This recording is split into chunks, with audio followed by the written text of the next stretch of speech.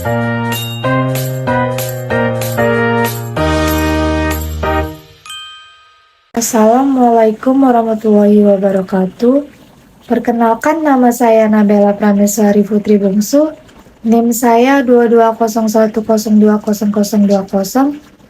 Saya dari Fakultas Ilmu Ekonomi dan Sosial Humaniora.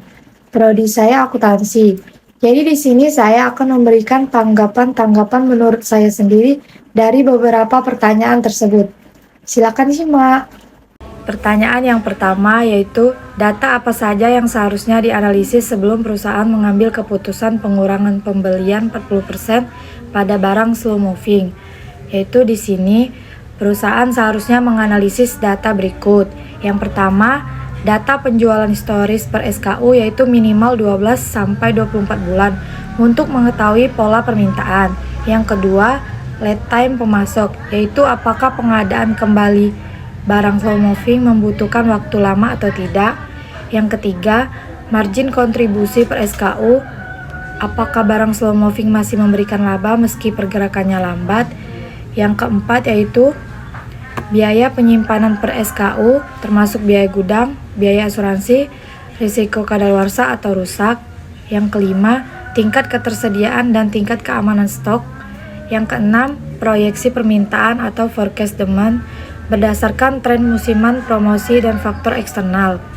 Yang ketujuh, analisis kategori ABC yaitu fast moving, medium, dan slow moving untuk memastikan keputusan tepat sasaran. Yang terakhir, data substitusi produk yaitu apakah barang slow moving memiliki alternatif yang tetap perlu tersedia. Pertanyaan yang kedua yaitu, apakah keputusan perusahaan sudah sesuai dengan prinsip pengambilan keputusan berbasis data, dan berikan alasan.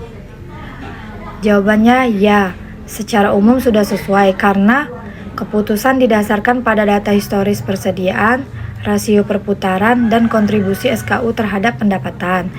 Dan terdapat juga perusahaan juga mengidentifikasi penyebab masalah, penumpukan stok, kenaikan biaya penyimpanan, dan penurunan turnover.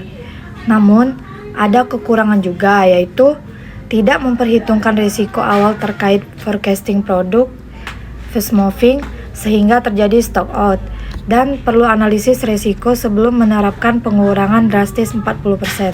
Pertanyaan yang ketiga yaitu, berdasarkan hasil 6 bulan, apakah keputusan yang diambil dapat dikatakan efektif? Jelaskan dengan melihat indikator kinerja.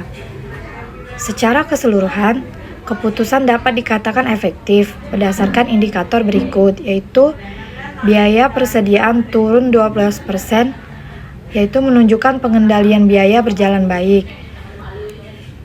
Rasio perputaran meningkat dari 5 menjadi 6,5 kali, yaitu persediaan lebih efisien. Profit bersih naik 8%, yaitu keputusan memberikan dampak langsung pada profitabilitas. Namun, efektivitas belum sempurna karena yaitu terjadi stock out pada 3 produk fast moving, menunjukkan masalah pada forecasting awal, yaitu ada gangguan pelayanan pelanggan yang bisa berdampak jangka panjang jika tidak diperbaiki. Pertanyaan yang keempat yaitu, apa risiko dari keputusan pengurangan pembelian yang terlalu agresif dan bagaimana dampaknya terhadap pelayanan pelangganan? Yaitu risikonya yang pertama, kehabisan stok terutama pada barang fast moving. Yang kedua, kehilangan penjualan dan pelanggan karena pelanggan beralih ke kompetitor. Yang ketiga, turunnya kepuasan pelanggan akibat ketidaktersediaan barang. Keempat, gangguan pada hubungan dengan retailer atau distributor kecil yang mengandalkan produk tertentu. Yang kelima, ketidakakuratan forecasting bila perubahan stok terlalu drastis mengganggu pola data historis. Dampaknya yaitu dampak terhadap pelayanan. Yang pertama, waktu tunggu pelanggan meningkat. Yang kedua, tingkat pemenuhan pesanan atau order fulfillment rate menurun. Yang ketiga, reputasi layanan menjadi buruk. Yang keempat, potensi komplain meningkat. Pertanyaan yang kelima yaitu, metode apa yang dapat digunakan perusahaan untuk menghitung penghematan biaya persediaan?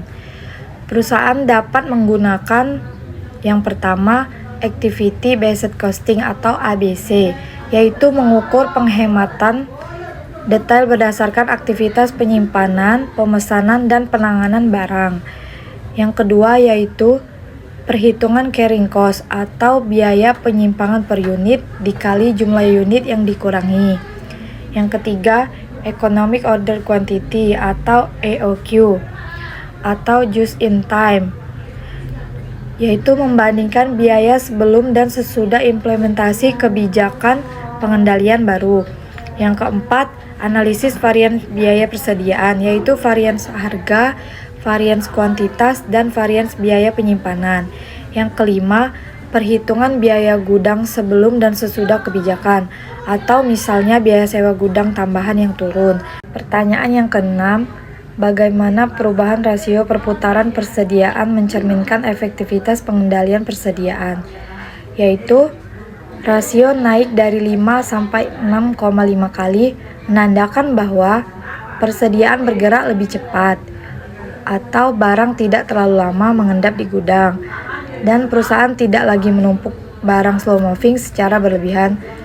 Interpretasi kenaikan rasio menunjukkan efisiensi pengelolaan persediaan meningkat sehingga modal kerja atau working capital lebih produktif.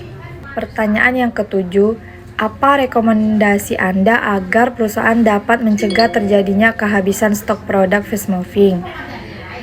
Di sini rekomendasinya yang pertama, tingkatkan akurasi forecasting dengan sistem berbasis machine learning dan data penjualan real time. Yang kedua, tetapkan safety stock khusus untuk produk fast moving. Yang ketiga, gunakan metode perencanaan persediaan seperti reorder point atau ROP. Yang kedua, minimum dan maksimum inventory.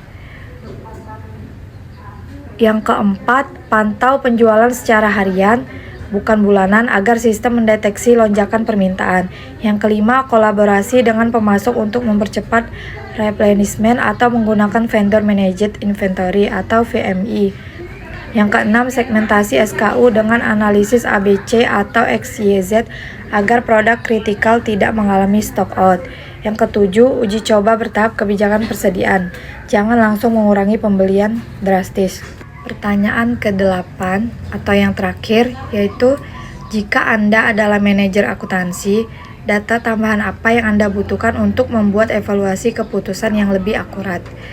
Baiklah, data tambahan yang diperlukan, yang pertama, biaya persediaan rinci, yaitu holding cost, ordering cost, carrying cost per SKU. Yang kedua, laporan margin kontribusi per produk. Yang ketiga, data penjualan harian dan mingguan, bukan hanya bulanan. Yang keempat, forecast demand vs actual demand untuk mengevaluasi akurasi peramalan. Kelima, biaya kehilangan penjualan atau lost sales akibat stock out. Yang keenam, lead time setiap pemasok. Yang ketujuh, data utilisasi gudang dan biaya penyimpanan per M kuadrat. Yang kedelapan, analisis umur persediaan atau aging inventory report. Yang kesembilan, kepuasan pelanggan atau tingkat keluhan setelah implementasi kebijakan. Baiklah, sekian tanggapan dari saya. Menurut saya sendiri, itulah jawaban yang mungkin saya bisa jawab dan semoga itu bisa membantu untuk teman-teman sekalian, dan mohon maaf jika belum sempurna, dan saya akhiri. Wassalamualaikum warahmatullahi wabarakatuh. Terima kasih.